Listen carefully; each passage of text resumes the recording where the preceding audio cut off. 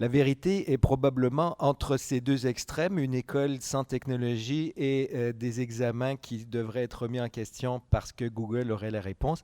Et c'est probablement c'est ce genre de choses-là qu'on va explorer maintenant avec le débat en plénière, au débat auquel va participer M. Girard ici présent et aussi, et je vais les nommer pour qu'ils viennent nous rejoindre sur la scène, Paul Fortier, qui est directeur à l'Institut technologique de l'information et société ITIS de l'Université Laval. Il va y avoir aussi, monsieur, merci, oui, venez nous rejoindre, on va s'installer ici. Il va y avoir aussi monsieur Thierry Carsanti, directeur du CRIFP, titulaire de la chaire de recherche du Canada sur les technologies de l'information et des communications et l'éducation, professeur titulaire à la faculté des sciences de l'éducation de l'Université de Montréal. Nous allons alimenter ce débat aussi avec Madame Thérèse Laferrière, professeure titulaire à la Faculté des sciences de l'éducation de l'Université Laval, avec Monsieur Alexandre Lupien, directeur des technologies de l'information au Collège Annecy, et finalement avec Gilbert Paquette, que certaines personnes ont rencontré plus tôt ce matin dans la salle juste à côté, directeur du laboratoire en ingénierie cognitive et éducative du centre de recherche LICEF de la Téléuniversité, professeur titulaire sciences et technologies à la TELUC et passionné des MOOC ou des CLOM, des cours libres en massif. Donc pour ce débat-là que je vais avoir le plaisir d'animer pour les 80 prochaines minutes, il va y avoir une période de questions. Gardez tout ça pour la fin et on les prendra une par une. Alors je vais m'asseoir avec... merci beaucoup d'avoir accepté de participer à ce débat-là.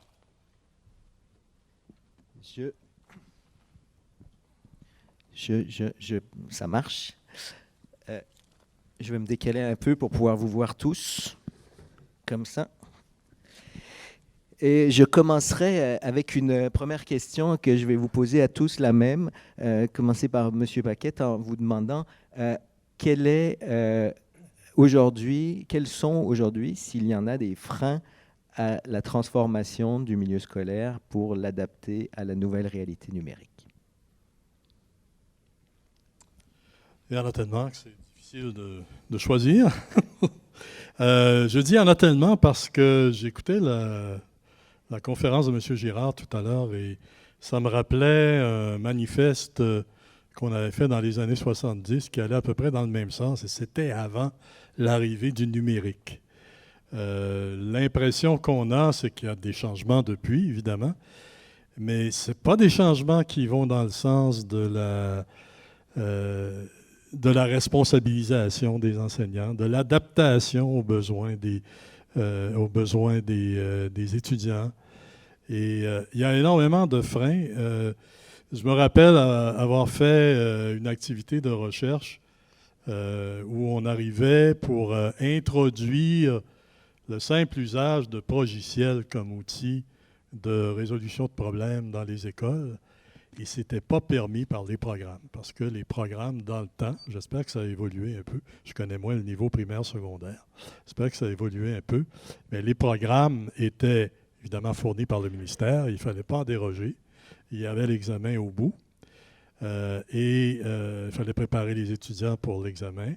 Et non seulement il y avait le manuel, mais il y avait, c'était pire que ça, là, c'était à la Commission des écoles catholiques de Montréal dans le temps, il y avait... ce qu'il fallait regarder pendant la semaine. C'est-à-dire c'était de telle page à telle page, et après ça, on donnait une autre petite dose d'information. Et je pense qu'il y a un changement de culture à faire. Il y a des structures sclérosées. Tout est organisé un peu comme il y a 20 ou 30 ans. Toute l'organisation scolaire qu'il faudrait changer.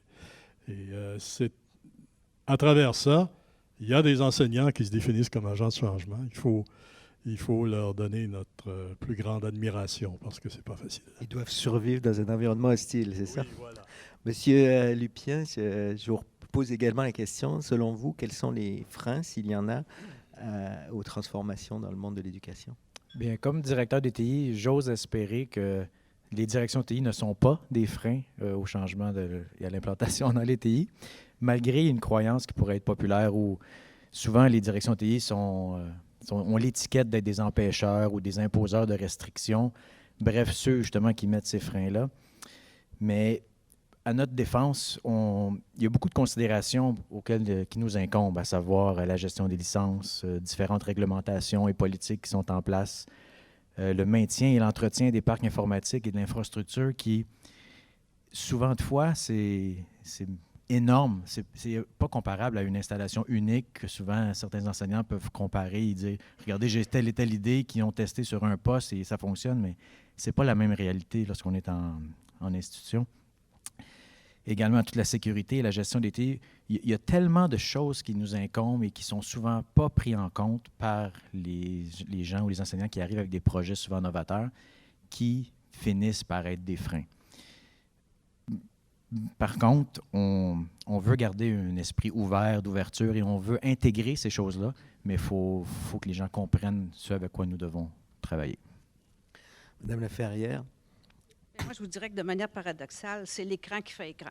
Puis ce que je veux dire par là, c'est que même les bons enseignants, ils perdent un peu leur latin.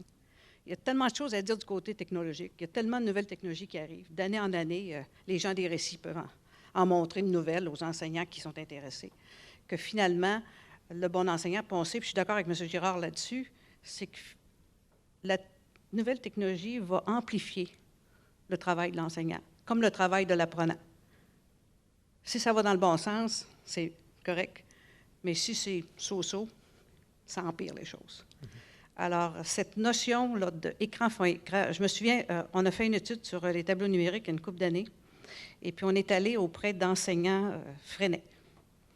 Alors, on se disait, ils ont la pédagogie qu'on voudrait voir s'exercer avec les nouvelles technologies. Mais ces enseignants-là, la première année, il y avait un véritable frein. Ils arrivaient mal à faire appel à ce qu'ils avaient appris dans la culture freinet, qui est là finalement depuis le milieu du 20e siècle. Ils avaient beaucoup de difficultés à faire appel à ce qu'ils savaient faire parce qu'ils étaient devant l'écran. Puis tant qu'ils ne maîtrisaient pas, ils n'arrivaient pas à passer à travers l'écran pour en faire un outil qui les aiderait à aller plus loin. Je dirais ça pour commencer. Monsieur Carsanti. Je vais me permettre 2 raisons. Je vous dirais, la première, qu'on oublie souvent, c'est le temps. Vous savez, on reproche souvent aux enseignants de ne pas intégrer, de ne pas changer, etc. Mais quand on regarde ce qui se fait dans d'autres pays, quand on regarde le rapport de l'OCDE qui est sorti le 15 septembre dernier, qui a montré que les investissements en technologie ont peu d'impact sur la réussite, mais ce qu'on peut lire entre les lignes quand même, c'est qu'il ne faut pas juste mettre des technologies en salle de classe, il faut aussi donner du temps aux enseignants pour leur permettre d'apprivoiser ces technologies. Et du temps, ce n'est pas juste une journée de formation, parce que si on prend l'exemple du tableau blanc interactif, bien, donner une journée de formation à un enseignant du secondaire qui, le lendemain, doit affronter 3 ou 4 classes de 34 élèves, ce n'est pas évident qu'après une seule journée, il va avoir le courage de le faire. Donc, ça prend plus que ça. Et souvent, on ne considère pas que le temps est quelque chose d'important, est un moteur de changement, finalement. La deuxième raison, et c'est rien contre M. Luplin, qui est à 2 personnes de moi, heureusement, mais je me dis, il y a parfois 2 solitudes. On dit souvent qu'il faut mettre les élèves au cœur des apprentissages, mais quand est-ce qu'on met les enseignants au cœur des apprentissages et des fois des décisions technologiques? Et souvent, ils sont exclus de ces décisions-là. On prend des décisions pour eux. Et on dit c'est comme ça. Et on explique qu'il y a un paquet de raisons autour de ça. Mais je me dis, dans les établissements d'enseignement, ce qui est le plus important, c'est l'enseignement et l'apprentissage. Quand je regarde des jeunes dans certains cégeps qui sont obligés d'aller au Tim Hortons, parce que là-bas, on a accès à Facebook, à YouTube, etc., je me dis, c'est quand même paradoxal. Alors, je me dis, ce serait intéressant. Et là, je cite un vieux livre qui parlait des 2 solitudes de Montréal. On parlait à l'époque des Anglais et des Français, mais je me dis, les 2 solitudes, maintenant, se retrouvent entre les enseignants et les responsables des technologies qui, parfois, pas tout le monde, évidemment, on a l'impression qu'ils sont contents. Et puis, je cite mon technicien à l'Université de Montréal, il était content l'été, parce qu'il n'y a plus d'élèves, il n'y a plus d'étudiants, il n'y a plus d'enseignants. Il est content.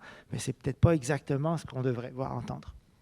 Il a été question d'ailleurs des décisions en silo à plusieurs reprises aujourd'hui. Il y a peut-être une piste à explorer de ce côté-là. Monsieur Fortier. Moi, je vais parler pour mon ordre d'enseignement qui est le universitaire. Nous, on reçoit les étudiants, ils ont passé 13 ans dans le système.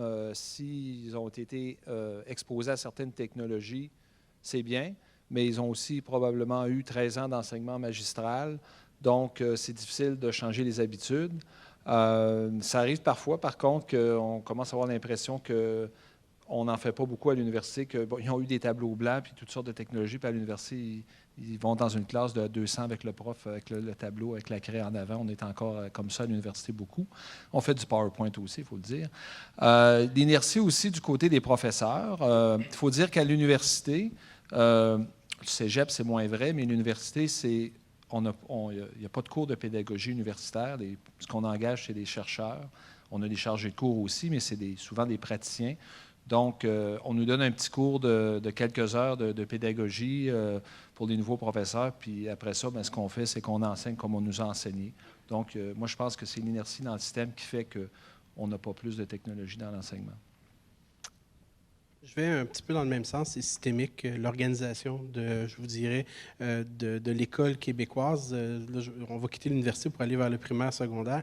On a des élèves qui ont des tablettes dans certaines écoles, mais aux épreuves ministérielles, on commence à peine à faire ce virage-là.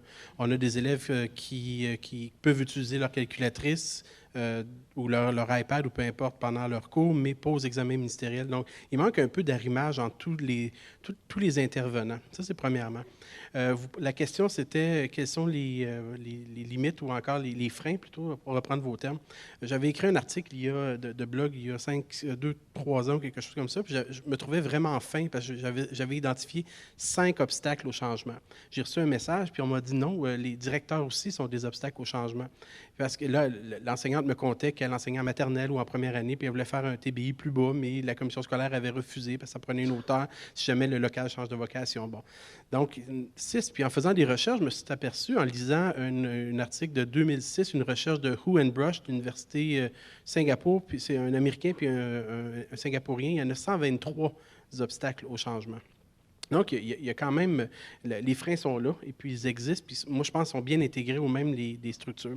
Juste faire un petit peu de pouce aussi, c'est le fun, parce que je suis le dernier, fait que je peux... au Collège Beaubois, nos enseignants font partie du processus de décision. 3 ou 4 fois par année, on s'assoit en comité, puis on discute de différentes questions qui concernent la pédagogie, donc le règlement ou encore les règlements des élèves, les modalités d'évaluation, et récemment, les 2 dernières journées pédagogiques du mois dernier, donc on a discuté justement de l'intégration des tablettes, des outils technologiques. Donc, ils ont fait partie de cette décision-là, parce qu'il y a toujours 2 façons d'implanter un changement. Soit qu'on l'impose, ou soit qu'il émerge du milieu. Donc, nous, on a choisi que ça émerge du milieu, et nos enseignants nous ont fait valoir qu'est-ce qu'ils voulaient faire avec ça. Puis, évidemment, ils ont dit, OK, on aimerait ça apprendre à travailler avec ces tablettes-là, mais à une condition, et cette condition-là, c'est évidemment d'avoir du support, puis du support technologique, donc comme M. Lupien disait, mais aussi de la formation pour intégrer au niveau pédagogique Merci beaucoup. Monsieur Lupien, j'aimerais repartir sur un autre thème, mais toujours dans la même veine, là, sur la question de la technologie. Est-ce qu'effectivement, aujourd'hui, on se retrouve dans un contexte où la communication entre les personnes qui font l'acquisition des technologies et ceux qui les utilisent, et est-ce qu'il y a un manque entre ces 2 points-là qui fait en sorte que les transformations sont moins facilitées? Mais comme disait M. Girard tantôt, les modèles les plus idéaux sont lorsque le corps enseignant ou corps professoral est impliqué au niveau des choix technologiques. Il faut voir les services, les directions technologiques comme justement des services au service de la mission des établissements. Et ce n'est pas nous unilatéralement qui prenons ces décisions-là. Il peut arriver qu'on prenne les besoins, donc les besoins nous sont soumis, et là, on va appliquer notre expertise pour sélectionner différentes solutions. Où c'est plus complexe, c'est lorsque ce n'est pas un besoin qui nous est amené, mais bien une solution qui nous est demandée. Et souvent de fois, c'est ça qui peut créer un inconfort ou une insatisfaction. C'est que si on ne prend pas la solution qui nous est demandée, mais bien une solution qui va répondre aux besoins, c'est là qu'il va y avoir une dichotomie ou un clash là, entre les 2. Dans les mutations technologiques en cours, là, on a tendance à résumer ça à la technologie, mais c'est davantage aujourd'hui, on est confronté à des mutations sociales et numériques. Est-ce que dans ce contexte-là, c'est davantage une redéfinition des codes qu'il faut que le milieu de l'éducation aborde plutôt qu'une acquisition de technologie, ou en tout cas une redéfinition des codes avec une acquisition de technologie, mais en mettant la redéfinition des codes en avant des transformations? Je vous lance la question Vous pouvez l'attraper au vol si vous voulez. Moi, je dirais que c'est les deux. Il faut faire les deux en même temps. Est-ce que vous pouvez... Il faut vraiment faire les deux en même temps. Je pense qu'on ne peut pas être dualiste là-dedans. Il faut lâcher notre esprit cartésien, là. Il faut intervenir aux différents niveaux. En ce moment, je pense que la courbe d'innovation, là, on est encore dans le premier 20 % des utilisateurs précoces. Et par rapport à ce que vous disiez, c'est évident qu'il y a un système qui essaie de se mettre en place pour offrir un service minimal à tout le monde. Il y a ceux qui vont plus vite, qui voudraient avoir plus d'éléments. Ils ont besoin de changer progressivement leur discours parce que ce n'est plus les mêmes incitatifs, ce n'est plus les mêmes récompenses quand il y a plus de personnes qui commencent à faire la même chose que nous. Je pense entre autres à une école où, lorsqu'il y avait une école, dans cette école-là, les enseignants avaient tout ce qu'il fallait. Lorsque les autres enseignants qui n'étaient pas dans le modèle école dans l'école, mais qui appartenaient à la même école secondaire, ont commencé à vouloir les mêmes outils, bien là, il y avait des frictions qui se présentaient. Alors, ça a pris nécessairement une vue au niveau de l'école comme telle pour dire, bien, vers quoi on va. Et là, on entre dans l'école. Là, on rentre sur pourquoi on fait ça. Pourquoi on fait ça au-delà de la nouveauté. Alors, il faut, je pense, travailler vraiment les deux en même temps. Dans la conférence de ce matin, M. Coallier de l'ETS rappelait l'importance de formater, je ne sais pas, c'est pas le terme qu'il utilisait, là, mais de travailler sur l'environnement pour que l'environnement soit propice au changement. Est-ce que dans vos milieux respectifs et dans votre réflexion individuelle, vous estimez que l'environnement aujourd'hui est assez propice aux transformations dans le monde de l'éducation? Moi, j'ai déjà été dans la même position. J'ai déjà dirigé les services technologiques de la Université. Maintenant, je suis professeur. Et je pense qu'il y a effectivement un rôle où les responsables de la technologie doivent arrêter. C'est-à-dire qu'ils doivent fournir un environnement le plus moderne, le plus diversifié, le plus fonctionnel possible. Maintenant, on ne peut pas leur demander d'imaginer comment passer d'un simple accès à l'information à une véritable utilisation pour la formation, ce qui implique d'imaginer des activités de traitement, de résolution de problèmes, des projets, toutes sortes de méthodologies qui vont permettre d'utiliser les techniques. Et d'un autre côté, je pense qu'il y a un rôle des responsables technologiques de faire connaître de nouvelles technologies aux enseignants. Si l'environnement est très diversifié, chaque enseignant va y retrouver des choses qu'il ne connaissait pas avant. On ne peut pas demander aux enseignants de demander des technologies qu'ils ne connaissent pas. Ils vont plutôt avoir tendance à demander des technologies qu'ils connaissent. Donc, il y a un rôle d'innovation aussi chez les directions de services technologiques qui est extrêmement important, mais ce rôle-là, il doit rester au niveau d'un environnement diversifié et performant. Parce que, comme disait Thérèse, s'il y a des problèmes technologiques à un moment donné, on a l'écran devant l'écran, moi j'appelle ça du bruit technologique qui va faire en sorte que ça va nuire à l'apprentissage plutôt que l'aider. M. Carsanti, vous en pensez quoi? Écoutez, moi je pense que des fois, c'est important d'avoir, vous parliez de code, moi je parlerais de règles ou de rites en éducation, il en faut dans le secteur technique. Mais parfois, ces règles-là, on ne réalise pas à quel point elles briment l'innovation, justement. On veut admettre dans certaines universités, sans les nommer, des étudiants à distance. Et là, ça ne cadre pas bien avec les balises, parce que dans certains règlements, il faudrait qu'ils soient sur place pour s'inscrire. Et donc, on essaie d'innover dans un contexte où est-ce qu'il y a parfois trop de règlements. Et l'idée, il faut des règles quand il y a un grand nombre d'étudiants et d'enseignants, mais en même temps, on pourrait permettre des exceptions temporaires ou dans un temps circonscrit qui pourrait permettre de voir émerger ces innovations, parce que souvent, les gens vont se décourager de vouloir mettre des choses en place parce qu'on frappe les services informatiques qui nous expliquent que tel ou tel truc sont interdits. Et donc, à ce moment-là, qu'est-ce qu'on fait? On trouve un plan B ou on décide finalement de rester de façon plus traditionnelle, parce qu'en général, par exemple, PowerPoint n'est pas interdit, donc c'est sécuritaire. Et puis, il ne faut pas oublier toujours la question du temps. Si on se heurte chaque fois ces règlements qui nous empêchent d'innover, c'est du temps qui est mal investi. Puis à ce moment-là, on préfère investir son temps de façon plus intelligente.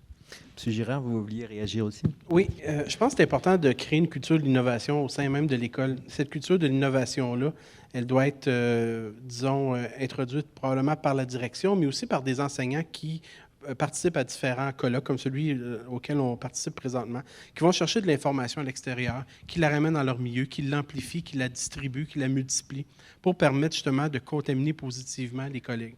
Donc, je pense qu'on veut aussi un espace où les élèves peuvent être appelés à innover. Au collège, on est en train de travailler sur un projet pour construire un espace de création, ce qu'on appelle en anglais un makerspace. Les élèves sont à contribution, vont faire partie de tout l'aspect design pédagogique pour qu'ils puissent s'approprier cet espace-là. Donc, je pense que l'innovation, on a besoin d'avoir une culture et puis tout le monde doit en être responsable de cette culture-là.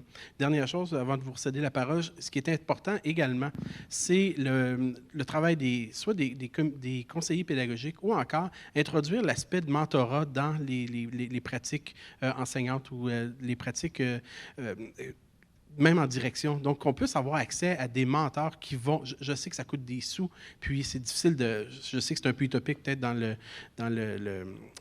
contexte actuel, mais d'avoir des personnes qui sont des agents de changement, qui sont présents et qui sont présents souvent et auxquels les enseignants peuvent s'identifier. Donc, une espèce de modelage des modèles, des exemples, des personnes à suivre, puis qui sont là pour répondre aux questions, puis démontrer quelles sont les bonnes pratiques à employer avec les technologies. Vous avez utilisé le concept d'agent de changement, on l'a entendu beaucoup depuis ce matin. Est-ce que tout ça révèle qu'aujourd'hui, dans le monde de l'éducation, les changements sont laissés un peu à eux-mêmes, que ce n'est pas très bien encadré, que les directions, autant dans les écoles qu'en provenance du ministère, ne sont pas claires? Est-ce qu'on est dans une espèce de milieu en mutation de manière organique? Est-ce que vous diriez ça comme ça ou... Moi, je suis d'accord avec cet énoncé-là, surtout à l'université où les professeurs, les enseignants sont un peu laissés à eux-mêmes, sont un peu indépendants les uns des autres, donc libre à eux d'innover. Bon, si on recule en arrière, au début, dans les années 90, on a vu apparaître les premières pages web de cours. Et puis là, ce n'était pas l'université qui s'occupait de ça, c'est les professeurs individuellement qui ont développé leur page web. Après ça, les départements s'en sont occupés. Il y a eu des environnements comme WebCity. Puis là, l'Université Laval, par exemple, un environnement numérique d'apprentissage qui offre une panoplie de services puis auxquels le professeur n'a même pas pensé. Moi, je suis encore dans le mode où, bon, j'ai un site web où les étudiants vont aller chercher les documents, les notes de cours, tout ça. Alors, je me sers du nouvel environnement numérique d'apprentissage pour ça, mais ça offre tellement plus, des blogs, des outils diagnostiques pour les étudiants, tout ça. Ça, c'est des choses qui nous sont proposées par l'université et auxquelles qu'on va utiliser ou qu'on ne va pas utiliser. C'est selon notre bon vouloir. Donc, je pense que oui, c'est plutôt organique la façon dont la technologie, présentement, s'insère dans notre enseignement. Madame Laferrière. Je pense qu'on est entré dans une longue période de désorganisation ou de décristallisation, ce serait un autre terme pour le dire. Et on a pour longtemps avant de trouver une nouvelle forme de cristallisation qu'il faudra à nouveau qui se décristallise un jour. Quand est apparu le livre, on aurait pu penser que le lecturer, l'expression anglaise, chargé de cours d'une certaine manière, était très fondée. Les livres se sont multipliés. On continue encore d'avoir l'expression « lecturer » dans les universités. Alors, ça ne change pas vite. Alors, nos outils vont se transformer, mais en même temps, il y a des pratiques. Et en ce moment, tout est bien orchestré, de la planification de l'enseignement jusqu'à l'évaluation. On a dit, par exemple, par rapport à la réforme de l'éducation, que c'était au niveau des pratiques d'évaluation, où les enseignants ont senti qu'il n'y avait pas ce qu'il fallait comme technologie pour... Un questionnaire, ça peut être une technologie aussi. Maintenant, on est rendu avec le PISA où l'examen est à l'ordinateur. Nos jeunes du Québec ont passé ça en mai-juin, peut-être certains en septembre encore, et ils devaient interagir avec l'ordinateur. Donc, c'est un petit robot. Et les examens deviennent plus complexes de cette manière-là. Alors, c'est un système qui va devoir retrouver sa cohérence. Et on est en situation où la cohérence, elle commence à lâcher tranquillement. Est-ce que dans un contexte où justement la cohérence est en train de lâcher, ça ne fait pas de ce milieu-là, et à tous les niveaux, autant de l'université jusqu'au primaire, des milieux qui sont fragiles? fragilisé, fragile parce que on est capable de proposer tout et n'importe quoi comme solution, fragile parce que il y a une réticence à prendre des décisions. M. Carcenti? Fragile, je n'irai pas jusque-là. Regardez, je pense qu'il y a des milieux très distincts. On regarde l'université, bon, vous l'avez souligné, on n'impose pas aux professeurs des cours de pédagogie, c'est libre à eux, on engage des chercheurs. Il y a des incitatifs où est-ce qu'on essaie de rejoindre l'ensemble des formateurs, les plateformes en ligne, où la plupart des profs vont mettre leur plan de cours en ligne. Certains vont mettre des PowerPoint et certains vont faire plus. Et les innovations, je pense que globalement au Québec, sont encouragées dans les universités. On remet des prix, on essaie d'encourager, en tout cas de mettre en évidence. Quand on voit au primaire, au secondaire, on regarde le programme de formation, il date de 15 ans. Quel autre État de l'OCDE a des programmes de formation en place qui ont un tel âge dans une société de l'information, des technologies? Et le programme de formation des enseignants dans l'université a aussi le même âge. Alors, il n'y en a pas un qui est plus jeune ou plus vieux que l'autre. Mais 15 ans, dans notre contexte technologique, écoutez, Google n'existait presque pas, Facebook n'existait pas à l'époque où on avait créé ces programmes-là. Et ce sont encore les programmes qu'on utilise. Alors, je ne pense pas qu'on soit dans un risque d'effondrement pour l'instant. On est au contraire très tranquille, je dirais. Ça va aller un peu dans le même sens. Les technologies ont évolué tellement rapidement. Je me rappelle, il y a une quinzaine d'années, là, on était encore avec des mainframes et avec des cartes perforées et tout ça. Et c'est incroyable, l'évolution. Alors, l'évolution technologique est beaucoup plus rapide que l'évolution humaine, que l'évolution sociale, que la culture du numérique. Et ce que ça fait, c'est un phénomène d'inertie. C'est-à-dire, il y a plus de technologie dans le décor, mais on va essayer la plupart des gens vont essayer de s'en servir pour imiter ce qu'ils faisaient avant. Je donne un exemple. Les premiers cours en ligne ouverts et massifs, qu'on appelle les MOOC en anglais, ils étaient tous calqués sur l'enseignement présentiel en classe. C'est-à-dire un cadencement pédagogique, la même chose chaque semaine. Les exposés du prof étaient remplacés par des vidéos et ainsi de suite. Et ça s'est diversifié. Là. Il y a maintenant une très grande diversité dans ces cours-là. Mais la tendance était de dire on va essayer de retrouver quelque chose de familier. Puis c'est un peu normal. On est perturbé par la technologie, il y a un nouvel environnement qui arrive et on essaie de retrouver des contextes familiers. Et comment en arriver à dépasser ça? C'est pas, moi je dirais pas c'est tellement les programmes. C'est la façon dont on va traiter les programmes. Et la façon dont on va traiter les programmes, il n'y a personne d'autre que les étudiants et les enseignants qui peuvent le faire. Il faut les mettre dans un contexte d'innovation. Il faut leur donner la liberté d'apprendre, comme disait Carl Rogers. Il faut les mettre dans un contexte de liberté, d'autogestion. Et bien sûr, là, les gens vont dire l'évaluation, il faudrait qu'elle soit la même par tout le monde. Mais ça, il y a des solutions à ça. L'important, c'est d'apprendre et aussi d'apprendre à apprendre. Donc, il faut personnaliser davantage, donner davantage de capacité d'autogestion aux enseignants et aux étudiants dans les cours. Et c'est à partir de là que les usages technologiques vont évoluer. On ne peut pas imposer d'en haut des usages des technologies pour l'enseignement, je ne crois pas.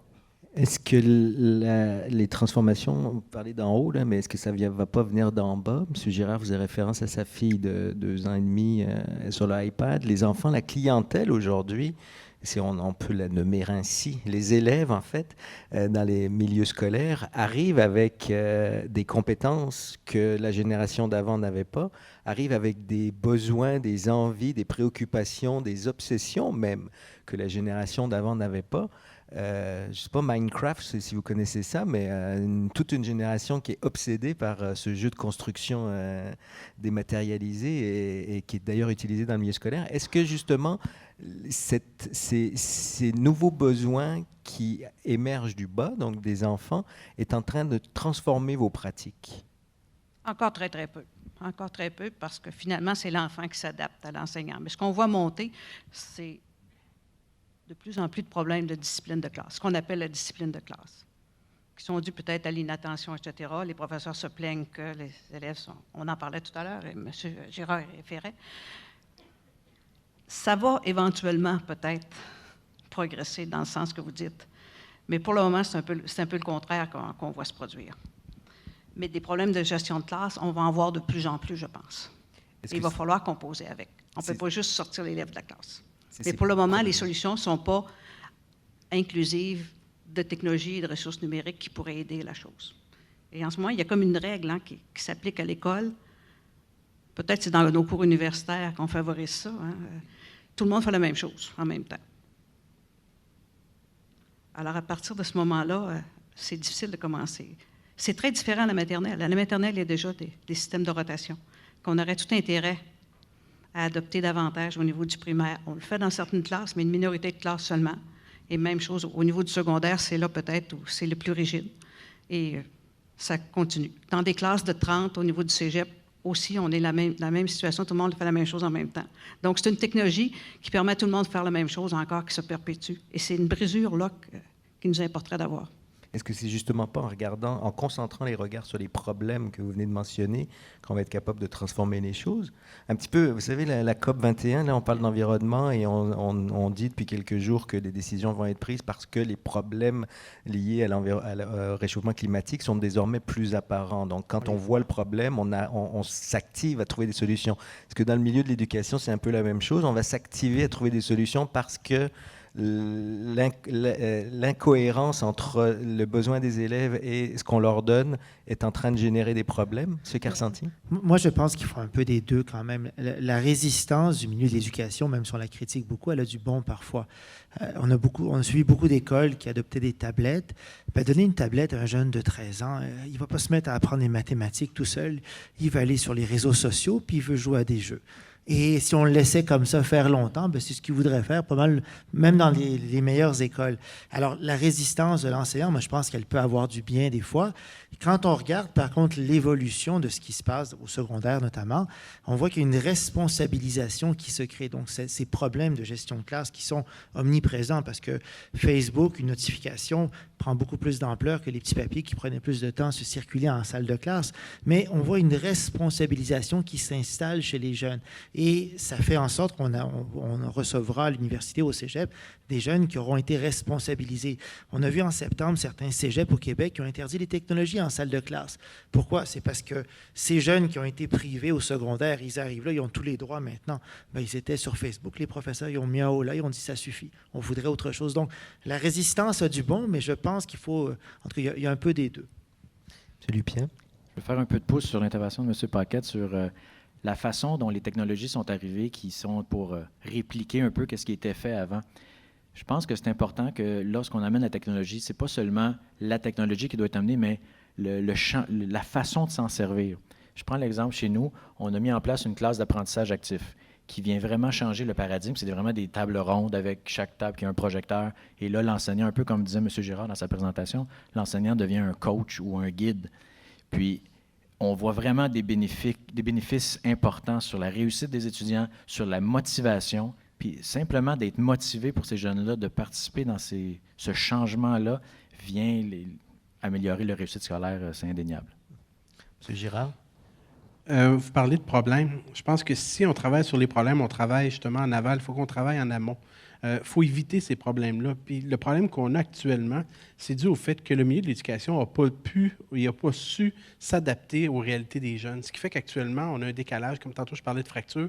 Donc, on a un décalage. Les élèves ne se retrouvent plus dans leur école. Ils ne se retrouvent plus leurs valeurs, leur vision de la vie, leur monde, si je prends les termes de Ken Robinson, leur propre monde immédiat ne correspond pas au monde scolaire. Il y a une espèce de clash, si je peux m'exprimer ici. Donc, les problèmes, tantôt Mme Laferrière faisait référence à tous les problèmes, on n'a effectivement pas fini d'en voir. Des déficits d'attention, on n'a pas fini d'en voir non plus. Mais est-ce que notre milieu est accueillant pour la diversité, la divergence, la créativité, les autres idées qui peuvent menacer cette structure-là? Le problème est là. Et puis, en ce qui me concerne, je pense que l'école, au lieu d'être à la remorque de la société, ce qui est le cas actuellement, l'école doit être à l'avant-garde de la société. C'est elle qui doit, comment je peux dire, se promener avec sa machette puis tracer des nouveaux sentiers pour le reste de la société. Donc, elle doit être à l'avant-garde, elle doit être pionnière et non pas à la remorque d'eux. M. Fortier. Oui, je dois juste rajouter qu'on arrive aussi parfois à un paradoxe. L'enseignant, le professeur qui utilise la technologie, je dirais, au niveau 1.0, c'est-à-dire mettre des choses sur des documents sur son site web, des animations, le PowerPoint, des exercices résolus.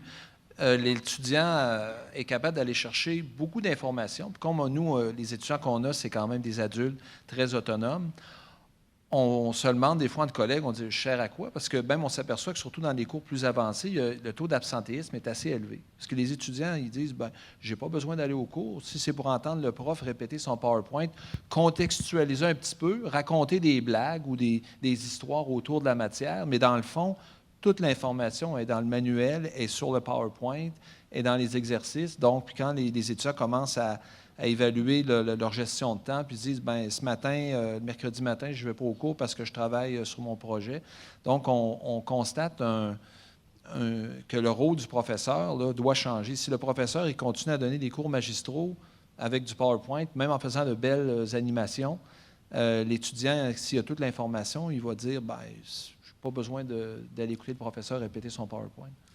À l'université, je dirais que c'est un des grands défis actuels de transformer l'information en connaissance. Et là, s'il n'y a pas une valeur ajoutée à l'enseignement, à ce moment-là, c'est un défi. Puis des PowerPoint, j'en ai fait depuis longtemps. Et j'en ai fait à Marc-André quand il était étudiant au bac. Et puis, donc, oui, c'était mon étudiant, c'est vrai. Et à 1994. Bon, c'est lui qui le Je dit. m'excuse, Thierry. C'était une affaire qui allait sur le chose d'acétate, là, qui était épaisse comme ça. M. Carsanti mettait ça par-dessus, branché sur je ne sais trop quoi. C'était impressionnant. C'était impressionnant. Je m'en souviens encore. C'était PowerPoint, mais ça... On était mystifiés. Moi, je voudrais vous un peu travailler cette question là, de la différence, parce que tu commençais à l'aborder, Thierry, la différence entre l'accès à l'information et la construction des connaissances. Et règle générale, c'est une question des habiletés génériques qu'on va demander aux jeunes, aux étudiants, d'exercer à partir de l'information. Trouver de l'information, il y en a dans les manuels, il y en a sur l'Internet, il y en a trop. Il y a juste trop d'informations. Il faut apprendre à la sélectionner puis à faire quelque chose avec. Et là, si on regarde, et ça, c'est des études qui datent de sciences d'éducation depuis longtemps, je crois que c'était un chercheur nommé Tennyson qui avait identifié ça et qui disait, écoutez, les principales habiletés cognitives qu'on demande aux gens d'exercer, c'est de la mémorisation, puis de retrouver de l'information, mais on ne leur demande jamais de résoudre des problèmes avec, de diagnostiquer des problèmes de processus, d'évaluer la qualité des connaissances qu'ils ont. Et Dieu sait que ce sont des habiletés dont on a besoin dans le monde d'aujourd'hui. Et si l'école n'arrive pas à faire ça, si c'est simplement du transfert d'informations, on ne peut pas blâmer les étudiants de dire « je vais en trouver beaucoup plus à l'extérieur, puis je vais me mettre plutôt en mode hypertexte qu'en mode d'un canal unidirectionnel qui s'en vient vers moi, et je vais me promener sur le réseau, et puis je vais aller chercher ce qui m'intéresse et ce dont j'ai besoin. » Alors, tout ça pour dire que c'est une question de méthode pédagogique. Il faut de nouvelles méthodes pédagogiques où la technologie sert à élever le niveau de compétences, le niveau d'habileté cognitive qui sont exercés sur l'information. Et c'est ça qui ne se fait pas assez actuellement. M. Girard, vous voulez réagir? Je suis évidemment tout à fait d'accord avec vous. Je vous dirais effectivement, avec l'abondance d'informations, il faut que les élèves apprennent à trier cette information-là, à la critiquer, à développer leur sens critique. Et ça se fait seulement au contact d'un enseignant. Donc, l'enseignant n'est plus nécessairement, comme je disais tantôt, le dépositaire de savoir, mais devient un expert, un guide, un modèle qui va permettre à l'élève d'apprendre à trier cette information-là et de partir de l'état de connaissance pour apprendre à en développer des compétences. Donc, de donner un sens à la connaissance pour pouvoir justement apprendre à faire quelque chose et l'investir dans un contexte réel, un contexte signifiant, puis aussi un contexte le plus près de la vraie vie. Je pense que c'est ça qui manque parce que l'école, c'est un microcosme d'un certain sens, puis les élèves doivent apprendre à réinvestir et à transférer ce qu'ils apprennent. Et avec toute la somme incroyable de connaissances qui existent, on parlait de Google tantôt, pourquoi changer les questions d'un examen quand Google a les réponses? Bien, c'est un petit peu ça, il faut apprendre à formuler différemment. Si on prend les mêmes vieux examens, mais avec une nouvelle façon, avec des technologies, on va avoir un problème à quelque part, il y a un problème de compatibilité. M. Lupien? Il y a un autre aspect également. Avec les natifs numériques, il y a souvent la conception qui vient qu'ils sont tous des super utilisateurs. Mais c'est une mauvaise conception parce que souvent de fois, ce sont des utilisateurs de base qui savent comment naviguer, mais qui, lorsqu'il vient le temps de mettre en forme les informations, de mettre en forme leurs idées, la compétence TI ou technopédagogique n'est pas toujours présente. Alors, je pense que dans le mandat peut-être des enseignants d'élever ce niveau-là pourrait être intéressant également. Madame Laferrière. Oui, en parlant d'élever, moi, je pense que si on était capable de faire l'équation suivante, des technologies qui sont des machines plus puissantes devraient permettre des performances plus puissantes du côté de l'enseignant et du côté de l'apprenant. Alors, s'il y avait moyen qu'on puisse avancer sur une équation comme celle-là, je pense qu'on arriverait à quelque part.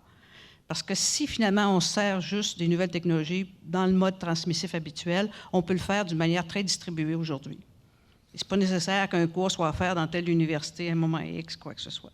Il y a d'autres façons qu'on peut faire cela. Ça a sa place, mais en ce qui concerne le rapport prof-étudiant, qu'on soit au primaire, au secondaire, au cégep ou à l'université, il faudrait davantage investir vers les habiletés auxquelles tu réfères. Et pour cela, il faut mettre les machines dans les mains de ceux qui sont prêts à faire plus. Mais en même temps, on pourrait parler des freins par rapport à ça, puis il y en a beaucoup. Je comprends donc que l'enjeu en ce moment, et c'est super intéressant, c'est de faire passer l'information en connaissance donc et en compétence, que le professeur, dans ce contexte-là, a un rôle de médiation fondamentale. Et ça relève, d'une certaine façon, face à la complexité des mondes qui s'offrent aujourd'hui aux élèves, le développement de l'esprit critique aussi par rapport à cette information-là. Je vous pose la question à tous ici, concrètement, quelle technologie va permettre de développer l'esprit critique chez ces jeunes-là et comment on va réussir avec la technologie à développer l'esprit critique pour leur permettre de discriminer l'information et de faire passer cette information connaissance et compétences. Aucune technologie, c'est l'usage qu'on va en faire, vous savez, parce que peu importe la technologie qu'on va utiliser, il y aura de l'information, c'est quand même une base intéressante. Au début, vous disiez que les gens surestiment leurs connaissances avec Google, mais c'est quand même 6 milliards de questions qu'on pose à Google qu'on ne posait pas il y a 18 ans. Alors, c'est quand même quelque chose d'intéressant. Mais aucune technologie qui va transformer ça en connaissance. Je pense que c'est les usages. Et quand vous parliez des natifs du numérique, on les surestime parce que ce sont des jeunes qui jouent, garçons ou filles, et qui socialisent beaucoup avec les technologies, mais un outil pour apprendre, quand ils arrivent au secondaire avec la tablette, ils savent pas exactement comment faire. Et souvent, quand on voit dans les supermarchés, vous voyez les tout petits enfants, 2-3 ans déjà, on leur met un outil informatique, ils sont sages. Dès qu'on leur enlève, on entend des cris. Et donc, on met, dès la maison, on a cette culture où l'outil est un jeu, et c'est pas le bon message. On arrive à l'école, c'est un outil aussi pour apprendre. Et là, il y a tout un travail à faire pour les établissements scolaires. M. Girard? Faire du pouce sur ce que vous venez de dire. Les outils dans le milieu professionnel sont souvent des outils personnels qui sont utilisés dans un cadre professionnel. Ma tablette, mon ordinateur, je m'en sers autant au niveau personnel que professionnel et je dois apprendre à gérer ça. Donc, les élèves doivent apprendre également à gérer ça. Donc, en ayant leur propre tablette, ils doivent apprendre à discerner quand est le moment pour travailler et quand le moment est pour jouer. Puis des fois, les deux peuvent se faire. Vous parliez de Minecraft tantôt, c'est un exemple. Il y a un paquet de jeux sérieux, là, c'est une autre discussion. Mais je pense que ce qui est important, c'est toujours l'être humain, c'est le discernement, c'est le jeune. On dit souvent que les élèves, quand on se promène dans les salles de profs, on entend toujours « ils ne sont pas responsables, ils ne sont pas autonomes ». Mais les outils technologiques peuvent leur permettre de développer cette autonomie-là, ce sens des responsabilités-là, où est-ce qu'eux-mêmes vont apprendre à gérer l'utilisation qu'ils font de leur propre outil. Alors, c'est quelque chose à ne pas négliger. M. Paquette. Pour répondre à la question, je voudrais revenir à quelque chose qui est présenté plus tôt ce matin, qui était un environnement générique. C'est que si on se contente de donner des outils d'accès à l'information, ben les étudiants vont se contenter d'avoir accès à l'information peut-être. Mais si on leur met dans le décor d'autres espaces, un espace de production, un espace d'autogestion des activités, un espace d'assistance, il faut qu'ils apprennent quand ils sont mal pris, où est-ce qu'ils peuvent obtenir de l'aide. Ça prend des outils d'assistance. Et puis, des outils de collaboration pour pouvoir travailler avec d'autres, pour pouvoir interagir avec d'autres. Si on a un environnement qui a cette diversité d'outils-là, là, le reste, c'est une affaire de méthodologie. Est-ce qu'on va... Oui, il faut probablement qu'il y ait des moments dans un cours où les étudiants vont chercher de l'information. Il y en a d'autres où ils doivent produire des choses, il y en a d'autres où ils doivent faire des travaux en équipe, il y a des projets qu'ils doivent réaliser, il y a des problèmes qu'ils doivent résoudre. Et tous ces espaces d'outils-là, qui existent maintenant et qui sont très performants, vont se mettre à servir. Et, il y a quelque chose à faire dans l'évolution des outils aussi, parce que si on a uniquement de la recherche d'informations par mots-clés, bien, il y a maintenant des outils plus intelligents où on peut poser des questions en langage naturel beaucoup plus évoluées. Mais là, toute la formation est dans trouver la bonne question à poser. Et ça, il y a une formation à obtenir de là. Donc, si on élève le niveau aussi des outils tranquillement, tout en les gardant conviviaux, ben, on va pouvoir avoir des activités plus productives en termes d'apprentissage. Alors, c'est ça, élever le niveau des outils puis élever le niveau des pédagogies. Hein. C'est la question de la technologie au sens large. Heidegger, il disait, c'est la façon dont l'humain s'organise. Alors, comment méthodologiquement on va s'organiser pour avoir des pédagogies plus complexes? Comment on va créer des incitatifs à se faire? Parce que pour le moment, il n'y en a aucun. Il n'y en a aucun à aucun ordre d'enseignement.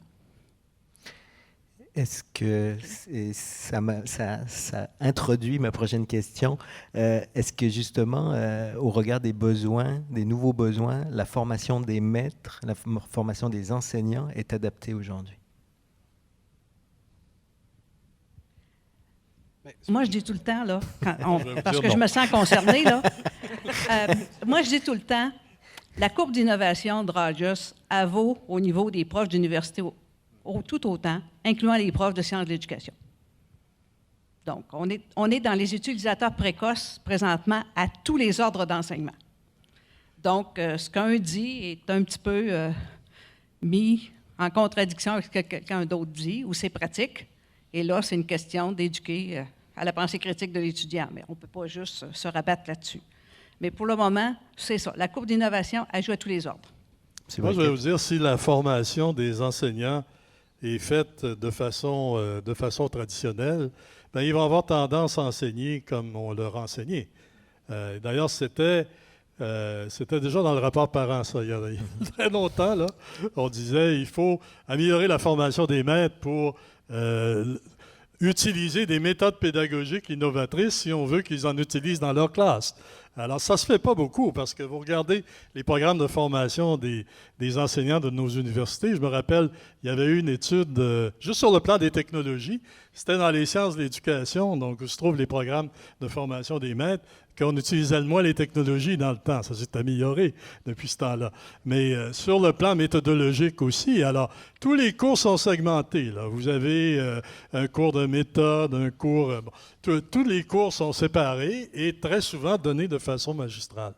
Je sais qu'il y a beaucoup d'enseignants en formation des maîtres qui sont plus innovateurs que ça, mais ça se fait encore beaucoup. Alors, comment voulez-vous que les enseignants soient imaginatifs en termes de méthode quand ils arrivent dans leur classe? Moi, M. Degley, je pense qu'il faut pousser un peu plus loin parce que des fois, avec un raisonnement comme ça, on se dit, on a fait une étude récemment sur la présence de cours de technologie pour la formation des futurs enseignants au Québec.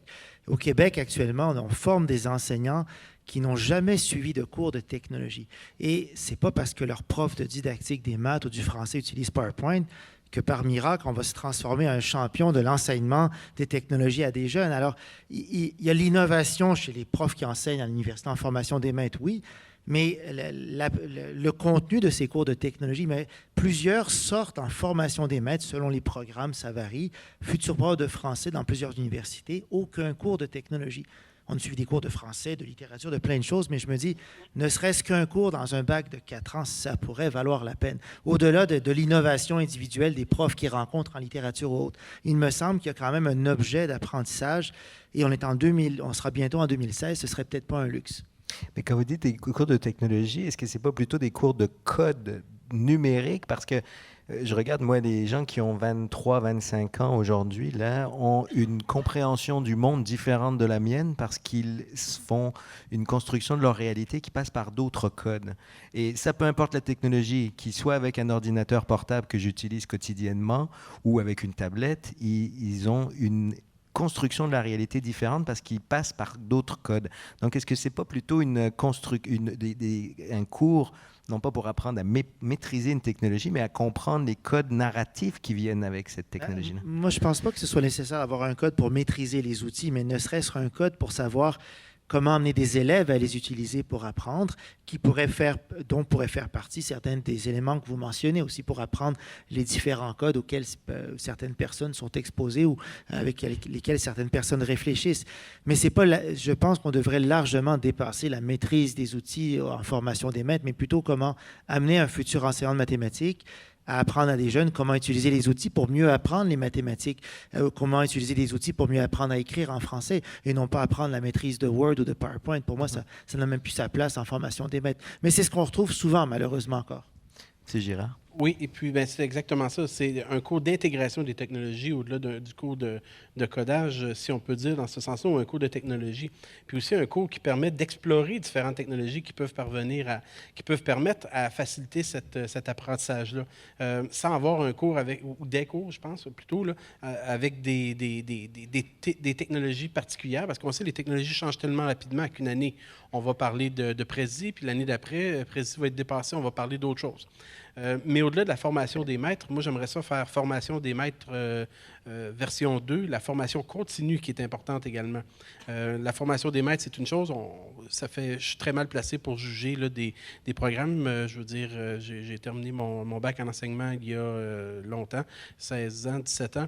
Donc, je veux dire, je suis mal placé pour parler de ça. Sauf qu'au niveau de la formation continue, je suis bien placé pour dire qu'il y a un gros manque à ce niveau-là.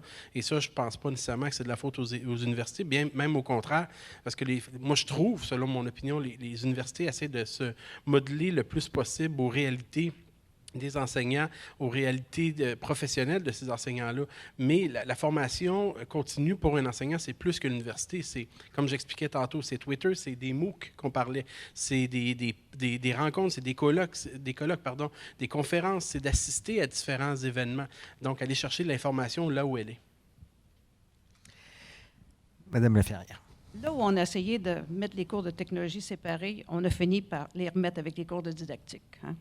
Alors, je pense qu'il faut arriver à un autre niveau d'avancement par rapport à cela. Et ce n'est pas facile d'y répondre, parce qu'il y a certaines technologies qu'on voudrait que les étudiants maîtrisent, mais de plus en plus, ils vont les avoir maîtrisées avant d'arriver à l'université. Mais dès qu'on arrive dans des technologies qui sont un peu plus spécialisées, et on sait que l'apprentissage est en lien avec la matière. Et là, on arrive dans des logiciels un peu plus serrés, un peu plus spécialisés. Et souvent, ils ne sont pas disponibles dans le milieu scolaire. Alors aussi, on a une situation au Québec où il n'y a pas de choix qui sont faits face aux technologies dès qu'on arrive dans des logiciels un peu pointus, sauf les logiciels accessibles librement. Alors, on a un problème de ce côté-là. Un autre problème qu'on a est en lien avec... On ne parle plus de pensée computationnelle, par exemple, en ce moment. Les cours d'informatique ont disparu du secondaire. Et il y a quelque chose à faire de ce côté-là. Et ce que j'entends par pensée computationnelle, ça va au-delà du code, c'est aussi les habiletés d'ordre mental supérieur qui sont développées à travers cela. On a une sérieuse réflexion à faire au Québec autour de la chose, je pense. Monsieur Lupien, j'aimerais vous poser une question sur la partie très technique. Est-ce que les transformations, j'imagine que oui, sont influencées par les ressources financières pour accéder à la technologie? Est-ce qu'on est dans une quadrature du cercle sur cette question-là? Est-ce que c'est quelque chose de difficile à régler? Ou quelle est la part de la question budgétaire et financière dans la transformation du milieu scolaire? La part est entière. 100% est dirigé par le budget. De plus en plus, il y a des initiatives vers le logiciel libre qui tentent justement de venir amoindrir ça. Mais quand on veut faire une adéquation souvent entre le milieu du travail et puis l'enseignement, bien, au milieu du travail, ce sont des logiciels propriétaires souvent qui sont utilisés et on veut former nos étudiants sur ces mêmes outils-là. Donc, on est souvent pas obligé, mais presque d'utiliser les mêmes. Alors oui, il y a une pression énorme sur les budgets TI qui sont dédiés à l'acquisition de logiciels. Puis, il va falloir trouver une solution éventuellement, mais pour répondre à votre question, 100%. Et si je comprends bien, la question du logiciel libre, dont on entend parler régulièrement dans les dernières années, dont on a entendu parler régulièrement dans les dernières années, n'a pas l'air d'être la solution, la panacée, si je comprends bien. pas encore la panacée parce que faut que les enseignants se l'approprient pour pouvoir, premièrement, le connaître s'ils veulent l'enseigner et aussi avoir une adéquation avec ce qui va être utilisé plus tard sur le marché du travail, ce qui n'est pas encore le cas. Moi, je dirais aussi des fois, au niveau des ressources, oui, de l'institution, mais des fois aussi au niveau des élèves. Il y a plusieurs années, on a encore une politique à la Faculté de sciences et génie à l'Université Laval de calculatrice, parce qu'il y a des étudiants qui se payaient une calculatrice à 300 $, puis il y en a qui ne pouvaient pas se le payer, puis on dit c'est pas juste, ils arrivent aux examens, ils ont tout programmé le cours. Je parle des cours de traits technologiques. Alors, on a imposé des calculatrices génériques qui font la job là, au niveau scientifique, mais pour faire des examens. Là, c'est plus un problème parce que les calculatrices coûtent presque rien. Mais là, est-ce qu'on peut, par exemple, dire aux étudiants, bien, on suppose que vous avez un portable, puis on va vous poser l'examen, bien, vous allez devoir utiliser votre portable. Mais ce n'est pas tous les étudiants qui ont nécessairement un portable. On peut aussi utiliser un télévoteur basé sur une plateforme mobile, mais ce n'est pas tous les étudiants non plus, malgré que c'est peut-être une petite minorité qui ont une plateforme mobile. Donc, il y a aussi ce côté-là de la technologie, des ressources. C'est l'institution, est-ce qu'elle peut se payer les logiciels, tout ça, mais est-ce que les étudiants aussi, rendu au niveau universitaire, on compte de plus en plus que les étudiants achètent leur propre technologie. Je sais que dans beaucoup d'écoles, même primaires, secondaires, cégep, université, il y a des programmes avec portable, comptant de plus en plus là, à ne plus... En tout cas, moi, il y en avait un au cégep Sainte-Foy, puis ils l'ont plus parce que, bon, tout le monde avait son portable, c'était... des professeurs s'en sont désintéressés, mais est-ce que tout le monde a la technologie pour l'utiliser? Est-ce que quelqu'un veut... Je me retiens pour C'est un pas... mythe de... OK. Je me retiens pour ne pas intervenir depuis tantôt, là, parce que vous venez d'ouvrir une boîte de Pandore au niveau des ressources. C'est pour ça que je l'ai fait, d'ailleurs. Oui, mais en tout cas, je vais parler dans les écoles primaires secondaires, puis je suis persuadé qu'on peut se rejoindre là-dessus au niveau universitaire puis collégial pour acquérir ces ressources-là. Tantôt, je parlais d'être à l'avant-garde de la société. Ça prend un investissement. L'école n'a pas... Les écoles au Québec ne sont pas des entreprises qui génèrent des revenus, d'accord? Incluant les écoles privées, d'accord? On est tributaire des subventions ministérielles. On n'a pas le choix. Quand ces subventions-là manquent, bien, à ce moment-là, on ne peut pas se doter des équipements nécessaires. Je sais qu'actuellement, c'est peut-être pas le temps de faire un appel politique puis de déchirer sa chemise, je vous dirais, mais c'est sûr, certain que, puis là, je sais que j'ai mordu fort à votre hameçon, M. Deglise, vous avez un sourire coupable, mais je pense que c'est important de pouvoir, justement, l'éducation, ça n'a pas de prix. Il faut arrêter d'avoir une logique comptable. Et je pense que s'il y a un endroit, si on sait que le principal point, le principal poste budgétaire, c'est la santé, mais pour avoir du monde en santé, ça prend une éducation qui est encore plus en santé pour pouvoir justement faire des économies. Donc, moi, je pense qu'en éducation, à tous les paliers, que ça aille du préscolaire jusqu'à l'université, ça prend un investissement massif pour pouvoir permettre justement de se doter des outils nécessaires pour pouvoir les mettre entre les mains des élèves. Monsieur Carsanti? C'est drôle d'entendre dire qu'actuellement tout est en santé, parce que si on lit les journaux dernièrement, puis on parle de coupure en éducation, on voit qu'en santé, en tout cas, il y a eu d'autres résolutions qui ont été prises, mais bon. Mais moi, je partage tout à fait l'avis de M. Fortier. Je pense qu'il faut avoir cette conscience sociale aussi quand on parle de technologie, parce que on voit un petit peu une petite nouvelle tendance où de plus en plus d'écoles publiques vont de l'avant avec des projets portables ou tablettes. Et ça amène quand même, en tout cas, certaines questions, un certain questionnement, parce que c'est pas vrai que ce sont tous les parents qui pourront se permettre ça. Comme à l'université, ce ne sont pas tous les étudiants qui peuvent se permettre la calculatrice à 350. Et donc, je pense que comme société, il faut avoir cette réflexion aussi pour être certain de demeurer équitable et que ce ne soit pas uniquement les plus nantis qui aient accès justement à cette éducation avec les outils numériques et que les autres ont une éducation de deuxième ordre. Madame Laferrière, vous vouliez réagir tout à l'heure? Moi, je dirais que les budgets en éducation, ils ne vont pas en augmentant. Ça, tout le monde le sait. Mais moi, je ne suis pas optimiste pour le futur par rapport à ça. Alors, ce que je pense, c'est qu'il faut qu'on coupe des pratiques qui sont des pratiques en silo, puis qu'on profite de l'Internet pour couper ces pratiques-là au niveau de ceux qui offrent des choses. Là, j'entends les enseignants, les intervenants, les directeurs d'école, etc. Et qu'on puisse, à ce moment-là, davantage mieux équiper du côté des technologies qui vont nous permettre de le faire. Mais j'ai l'impression que si on veut l'un sans l'autre, ça ne marche pas. M. Paquette. Au-delà des budgets, nous avons au Québec une absence totale de vision et de programme d'implantation des technologies dans l'apprentissage. Je pense qu'il faut bien le dire. Bien sûr qu'il y a une question d'argent derrière ça.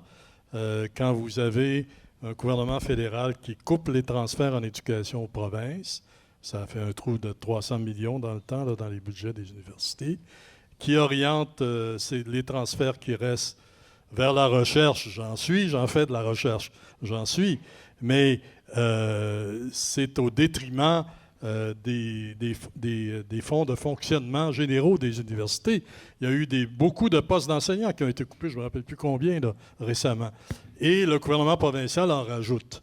Alors, on est en termes de décroissance de budget, ce qui devrait être des investissements. Et ces investissements-là, si on les faisait, devraient être orientés vers l'innovation, vers tout ce qu'on parle aujourd'hui. Mais il n'y a pas de plan au ministère de l'Éducation là-dessus. Alors, il va falloir un changement radical pour qu'on s'oriente dans la bonne direction, vous savez. J'ai posé plusieurs questions, dont une malicieuse, je l'avoue. J'imagine que dans la salle, il y a des questions aussi qui pourraient venir de la salle, on l'espère. Et je vous invite à le faire. Il y a 2 micros qui ont été installés au milieu de la salle. Si des personnes veulent venir poser des questions à nos débatteurs, comme on dit, ne soyez pas timide, faites-le. Vous pouvez aussi la tweeter, la question, si vous êtes timide. Oui, bonjour. Bonjour à vous.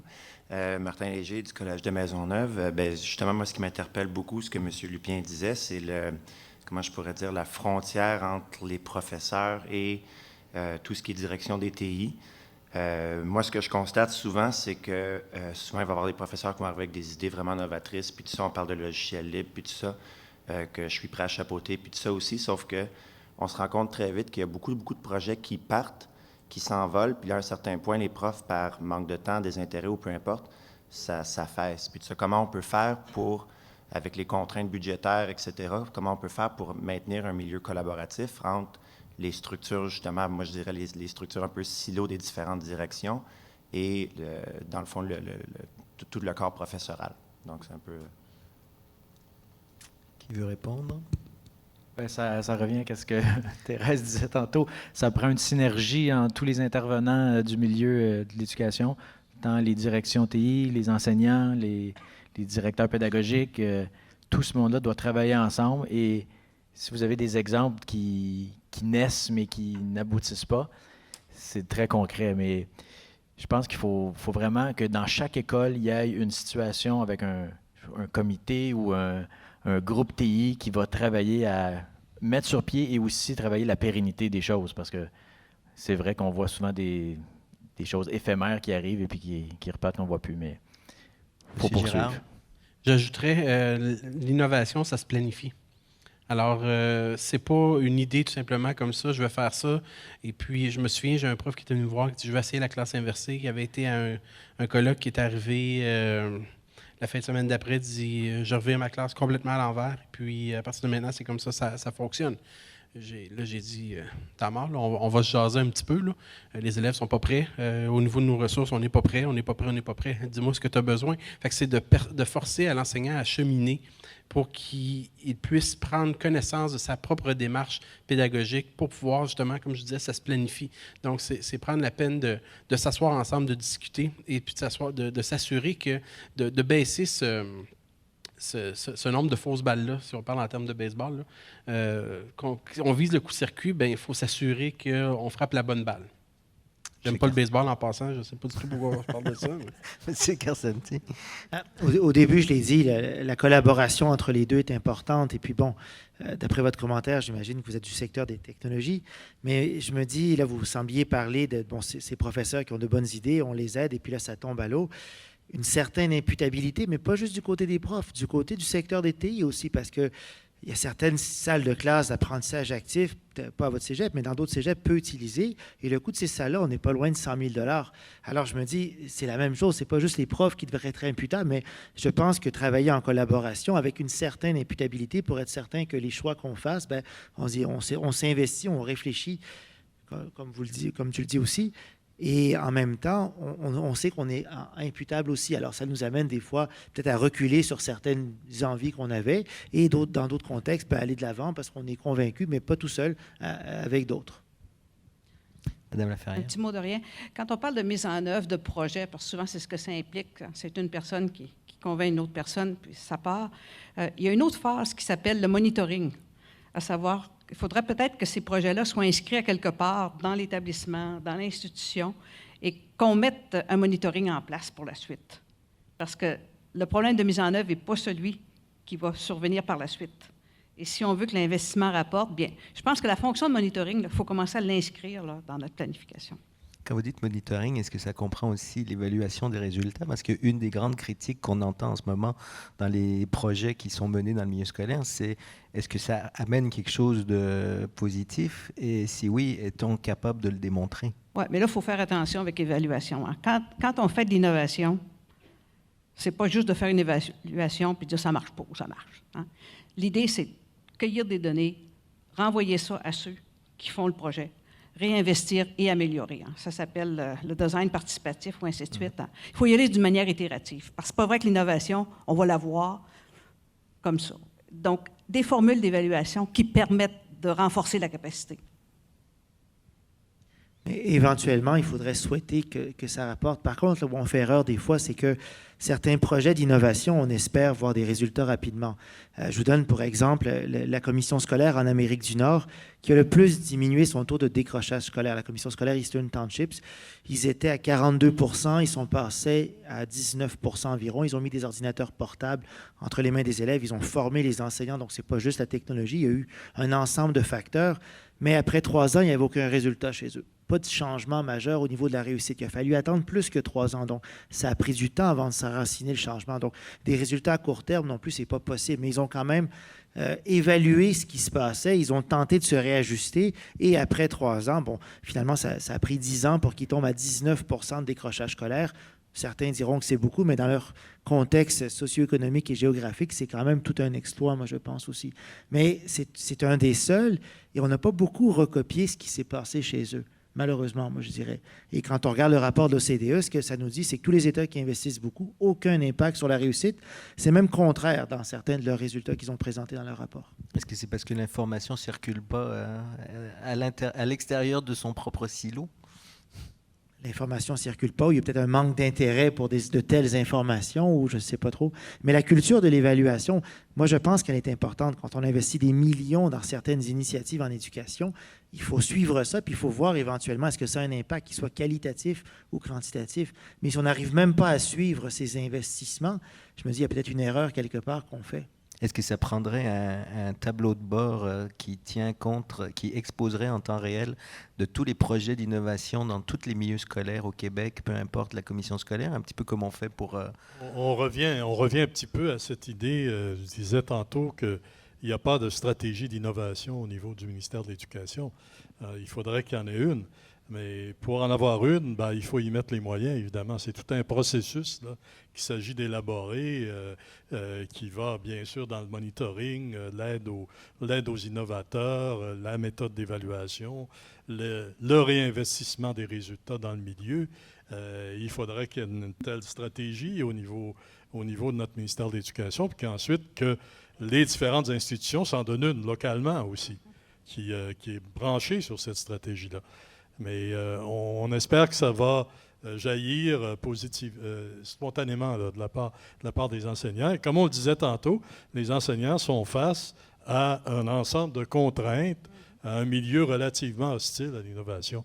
Alors, d'autant plus s'il n'y a pas de stratégie d'accompagnement, s'il n'y a pas de stratégie d'innovation, il ne faut pas se surprendre que parfois, on ne tire pas tout le parti nécessaire des résultats qui soient positifs ou négatifs d'ailleurs. Monsieur Lupien. Je vais faire un commentaire qui va probablement faire plaisir aux gens de la DGGRIA qui sont ici dans la salle. C'est la direction de la gouvernance au ministère. Il y a présentement ce type de tableau de bord-là pour tout ce qui est projet informatique. Ouais. Mais toute la collecte d'informations sur tous les projets qui se font à travers le ministère, bien, je pense qu'il faudrait extrapoler ce mode de fonctionnement-là pour tout ce qui est pédagogique également et non pas seulement techno. Pour la diffuser, pour que l'information circule. Il me vient une idée. Je pense que si on était capable de démontrer collectivement, là, comme Québécois, Québécoises, là, qu'on connaît c'est quoi l'innovation, on ferait un pas. En ce moment, bien souvent, on lit des choses où ce qu'on lit, c'est que la personne qui écrit, c'est pas ce dont il s'agit quand il est question d'innovation. Il y a beaucoup de recherches qui ont été faites sur l'innovation. Il y a des différentes conceptions de l'innovation. Il y a différentes approches théoriques là-dessus, différentes approches méthodologiques. Mais si on pouvait collectivement faire un bout de chemin pour se dire, on va au moins connaître de manière collective c'est quoi l'innovation, puis on va essayer d'avancer avec ça, par du renforcement de capacité. Je pense qu'on pourrait peut-être aller à quelque part là, d'ici 5 à 7 ans. Monsieur Paquet. Ce qui m'intrigue le plus, c'est il y a un peu d'argent d'innovation qui est mise par les instances gouvernementales. Mais une fois que le projet est terminé, bien là, il faut passer à un autre projet d'innovation, puis un autre projet d'innovation. Là, on retombe sur le problème de l'exiguïté des ressources financières.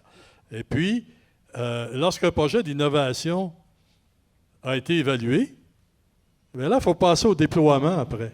Mais là, il n'y a pas de projet de déploiement. Alors, on passe de projet d'innovation à innovation. Moi, c'est mon karma, là, j'en ai fait beaucoup. J'ai décidé que j'arrêtais parce que c'est extrêmement... On n'a plus le temps de faire de recherche, on n'a plus le temps de faire d'enseignement, on passe notre temps à faire des projets. Et on passe d'un projet à l'autre.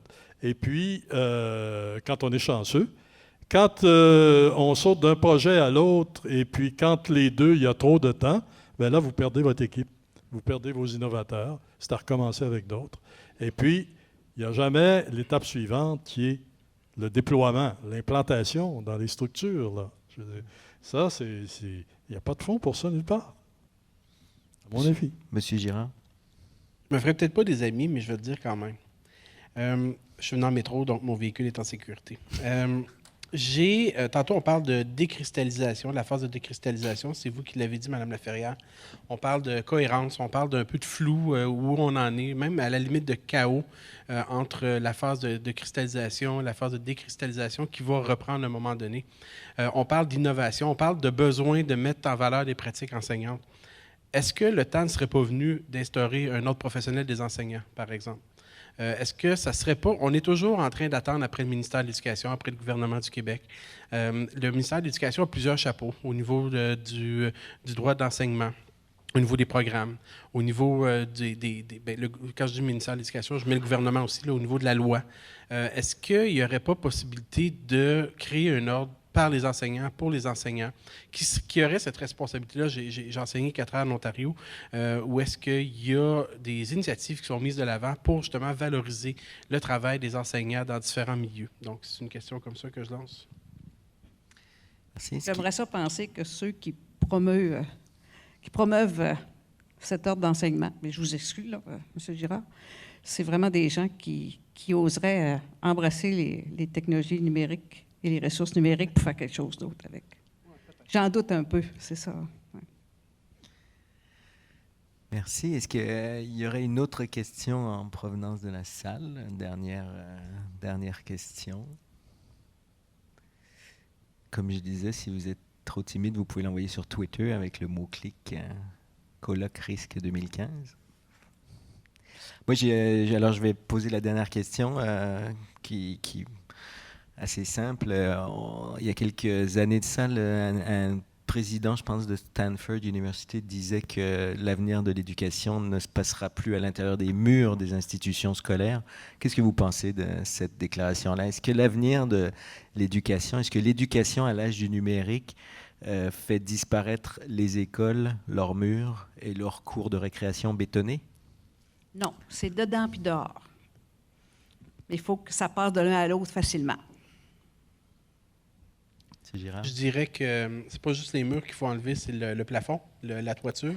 Je pense qu'il faut s'élever, il faut dévier la gravité, puis il faut faire le nécessaire pour s'affranchir des personnes qui nous ramènent toujours par terre dans nos pratiques pédagogiques. Alors, je suis totalement d'accord avec cette affirmation-là. Puis toujours en parlant de Stanford, un des discours forts de Steve Jobs se terminait justement, Stanford disait « Soyez fous ».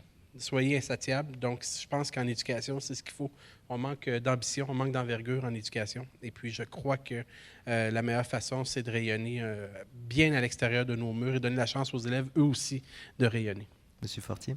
Ben, pour avoir étudié à l'université Stanford, je dirais que ça serait dommage parce qu'ils ont de très beaux pavillons. Alors, je pense qu'il faut en profiter. Mais blague à part, On en fera des condos. Thérèse l'a mentionné aussi, puis j'étais à une réunion à l'Université Laval où on parlait justement du numérique. Est-ce que ça va faire disparaître l'enseignement traditionnel? Le professeur, c'est quoi sa place?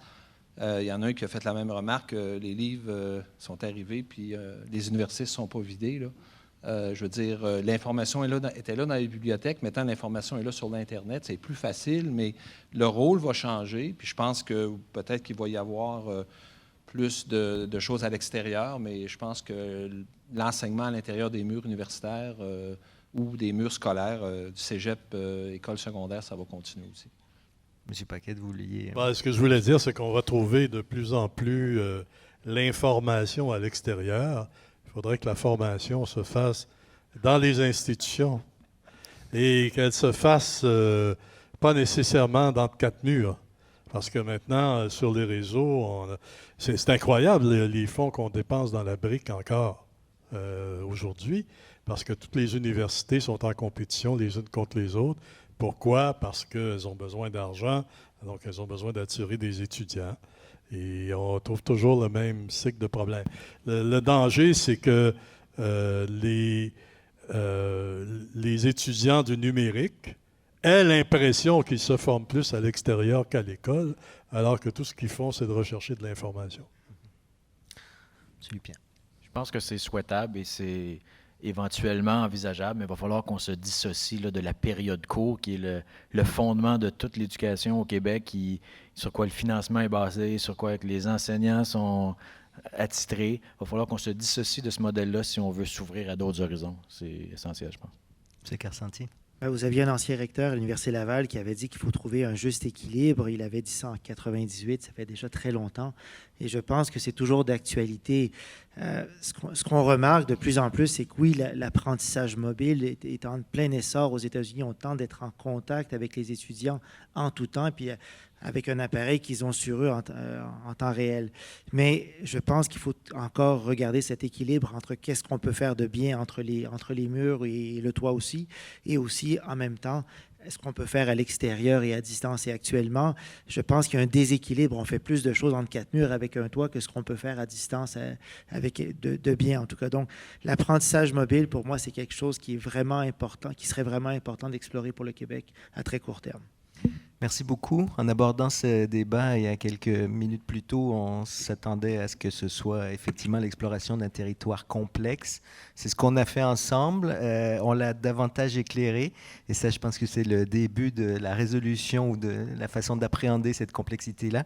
J'aimerais vous remercier, M. Paquette, M. Lupien, Mme Laferrière, M. Carcentier, M. Fortier, M. Gérard. Merci infiniment d'avoir pris part à cette discussion-là. C'est le temps pour nous de passer à la pause.